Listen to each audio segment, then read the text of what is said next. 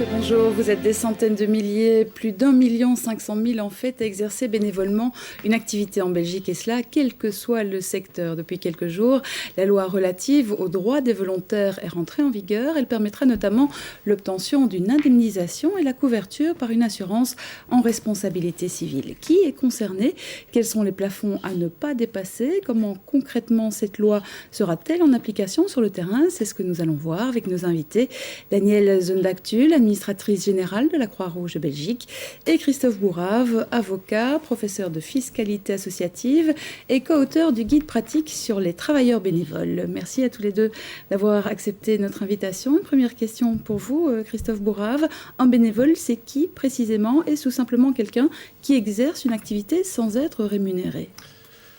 Alors la loi du 3 juillet 2005 qui est rentrée en vigueur ce mardi 1er août va se concentrer sur 4 éléments de cette définition dont je crois que je vais vous faire l'économie. Retenez simplement qu'il s'agit d'éléments comme exercer une activité sans rétribution, sans obligation, en dehors du cadre privé et dans une organisation. Ça veut dire que quelqu'un qui est remboursé des frais qu'il a avancés dans le cadre de cette activité de bénévolat peut être quand même considéré comme bénévole, quelqu'un qui retouche les frais occasionnés? Alors il y aura 4 avantages pour les bénévoles qui vont ressortir de cette loi, mais effectivement, retenons déjà celui-là.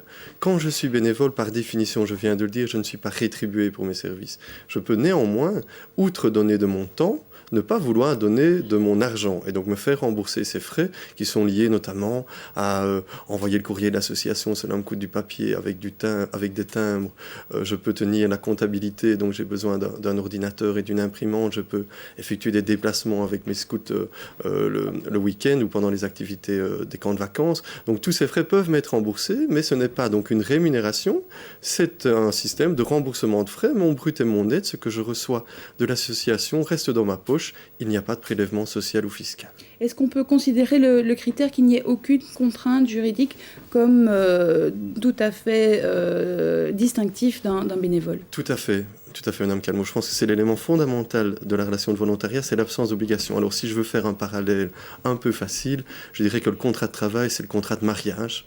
Et alors le contrat de bénévolat ou la relation de bénévolat, eh bien c'est l'union libre, c'est le concubinage. Alors, est-ce qu'on peut être bénévole au sein de plusieurs associations en même temps? C'est bien entendu tout à fait permis, seulement simplement ce qui concerne ces seuils dont nous parlerons tout à l'heure de remboursement de frais, eh bien il faudra que je ne les dépasse pas si je travaille dans plusieurs associations. Je ne pourrai donc pas cumuler ces sommes de remboursement de frais auprès de plusieurs associations. Alors, un bénévole peut être une personne active, un chômeur ou un pensionné.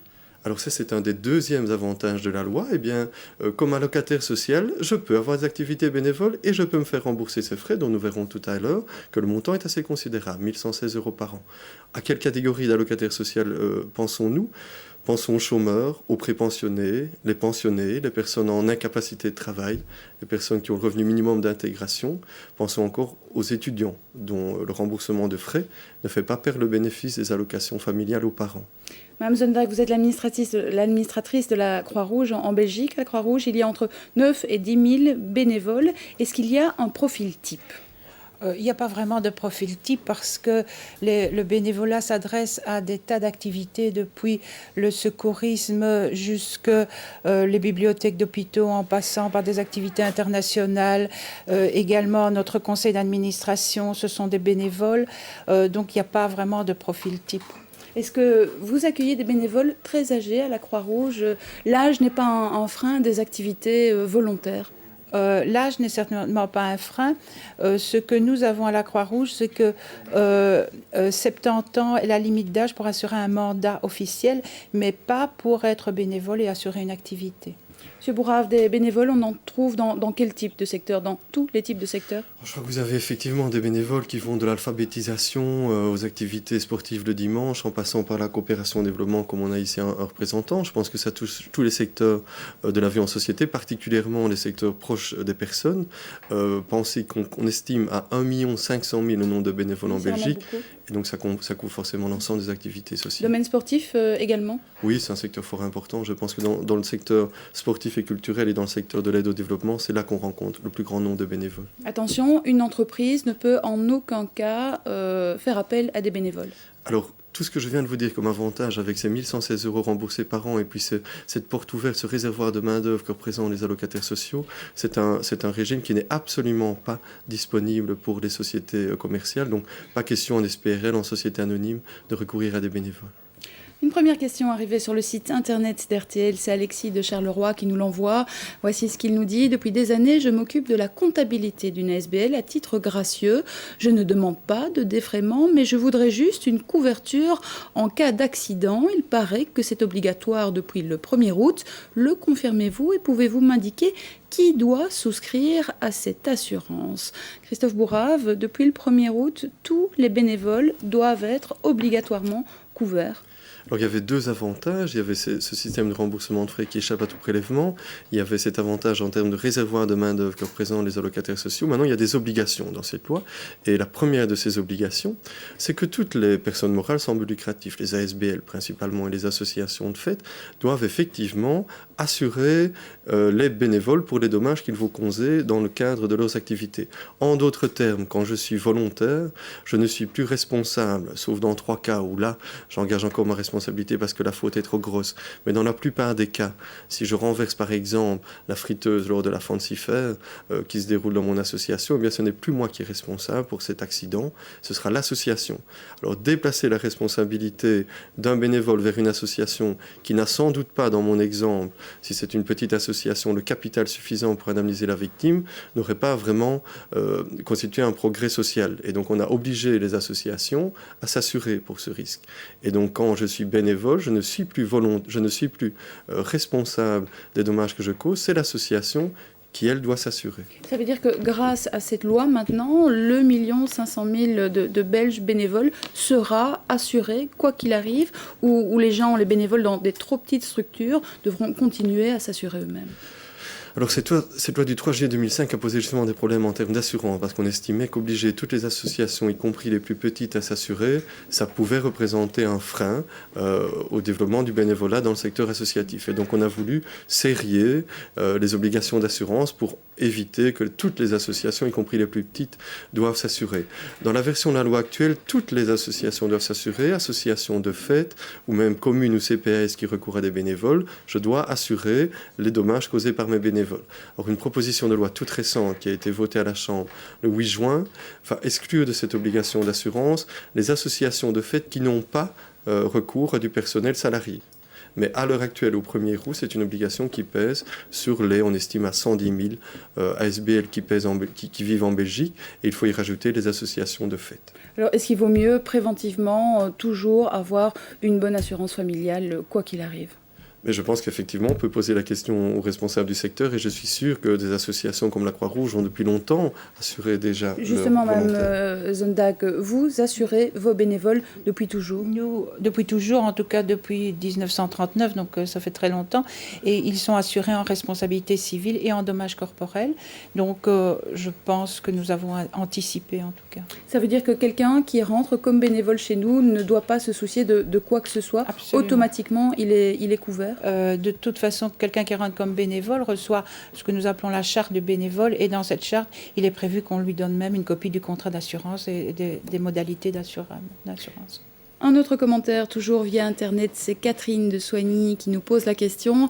Je voudrais savoir, nous demande cette téléspectatrice, quels sont les montants maximum qui peuvent être versés en bénévole et sous quelle rubrique il faut les déclarer pour les contributions. Alors, Christophe Bourrave, un montant de 991 € maximum annuellement? Tout à fait, Madame Calmot, mais ces montants sont indexés chaque année. Alors, pour l'année 2006, c'est 1 116 € par an, mais on ne peut pas dépasser non plus 27,92 € par jour. Donc faites le compte, il faut au moins travailler 40 jours par an comme bénévole pour percevoir le maximum de 1 116 €. Et la seconde question de Catherine de Soigny, c'était dans quelle rubrique est-ce que je dois déclarer ces montants? La nouvelle est bonne également pour Catherine, il n'y a pas besoin de déclarer ces montants. L'association ne doit pas mentionner ces montants dans les fiches fiscales, celles que nous venons de recevoir pour compléter notre déclaration, et de la même manière, le volontaire ne doit pas les reprendre dans sa déclaration à l'impôt des personnes physiques. Est-ce que le tarif est le même pour un bénévole qui est pensionné, qui est chômeur ou qui est toujours employé dans la vie active? C'est ça, donc ce montant forfaitaire s'applique aussi bien aux allocataires sociaux qu'aux personnes qui travaillent par exemple, mais ce seuil peut par ailleurs être dépassé Et dans ce cas-là, on ne va plus avoir un système forfaitaire, on va avoir un système basé sur des pièces justificatives. Dans mon exemple, si je conduis mes joueurs de volley en déplacement chaque week-end, eh bien, il peut arriver que le nombre de kilomètres multiplié par une indemnité kilométrique soit supérieur à ces 1116 euros. Eh bien, il me suffira dans ce cas-là de prouver que j'ai bien réalisé ces kilomètres au profit de l'association. Et là, il n'y a pas de plafond ? Non, là, il n'y a pas de plafond supérieur. Alors, comment ça se passe chez vous à la Croix-Rouge, Mme Sonntag ? Vous avez entre 9 et 10 000 bénévoles, vous les rémunérez tous ? D'abord, on ne les rémunère pas. La majorité des bénévoles ne demandent même pas un remboursement de frais. C'est la grande majorité. Maintenant, il y a des bénévoles qui font effectivement, par exemple, beaucoup de kilomètres ou bien qui engagent des frais. Et ces bénévoles-là sont remboursés dans les limites de la législation. Et ça n'a jamais posé le moindre problème ? Ça n'a jamais posé vraiment un problème.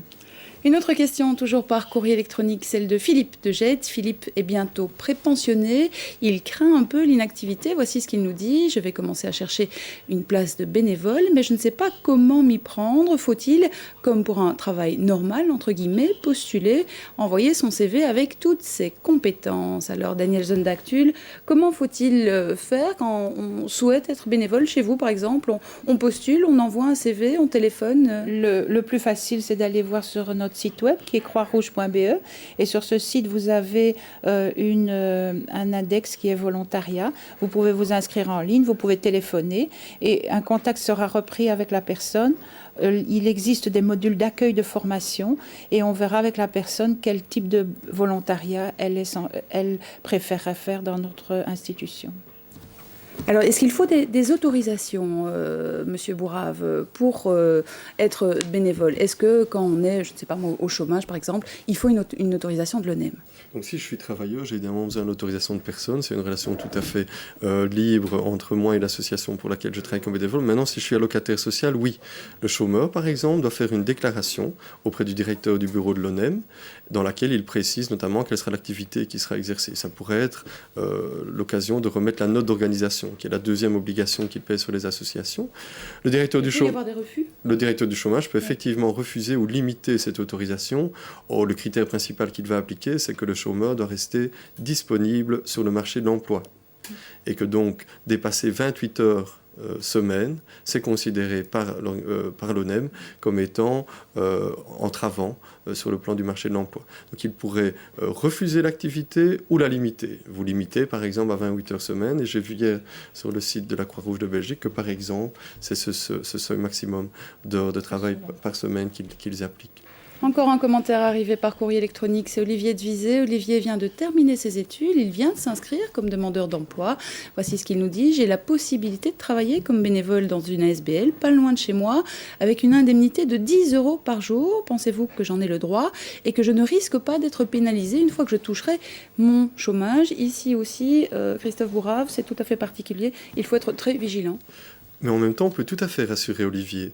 Il est donc allocataire social, chômeur, ou en tout cas il va le devenir. Il me parle d'un seuil quotidien de 10 €. C'est donc inférieur aux 27,92 € que j'ai mentionné tout à l'heure. Il ne faudra pas qu'il dépasse le seuil de 1116 €. Ça lui fait donc 111 jours, si je ne me trompe, pour lesquels il pourrait être rémunéré à hauteur de 10 €. Et il percevra toujours ses allocations de chômage. Madame Zondactul, j'en reviens au recrutement. Vous aviez parlé tout à l'heure, quand on préparait cette émission, de recrutement de bénévoles pour des missions internationales. Ça se fait aussi bénévolement? Actuellement, nous avons un recrutement de bénévoles qui pourraient partir pour une mission internationale, une mission ponctuelle. Donc, nous faisons un appel sur notre site. Et vous demandez quoi à ces futurs bénévoles comme profil? Des études particulières, une expérience particulière? Souvent, ça dépend. Des compétences particulières, pas particulières, mais avoir des compétences, soit peut-être en architecture, en traduction, en médecine, en santé publique. Merci beaucoup à tous les deux d'avoir répondu à toutes nos questions. Demain, nous parlerons santé. Vous le savez, le gouvernement a décidé de faire la chasse aux prescriptions abusives et aux fraudes concernant l'assurance maladie. Nous verrons comment, avec quelles amendes, et nous verrons surtout quelles seront les conséquences pour les patients. Nous attendons dès maintenant vos questions, vos commentaires, via Internet ou par téléphone dans quelques instants. Votre journal de 13h, Grégory Willock, excellent après-midi. Merci et à demain.